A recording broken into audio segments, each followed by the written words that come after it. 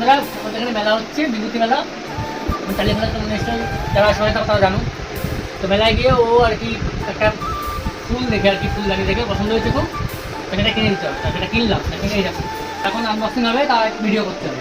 চলো তোমার সাথে শেয়ার করে দিই। হ্যাঁ দেখো, এই হচ্ছে স্ট্যান্ড। এখানে পাথরটা তো দিতে হয়, রঙিন পাথরটা তো বেঁকে গেছে অলরেডি। আর একটা সানফ্লাওয়ার, মারাত্মক লাগে। 1 2 3 4 5টা ফুল এসে এইভাবে দেখাবে। এই কোথায় রাখবে? এই কোণায় থাকবে। এই হলো সেট আপ। তোমাদের কেমন লাগছে অবশ্যই কমেন্টে জানিও। আর দেখো ফুলটা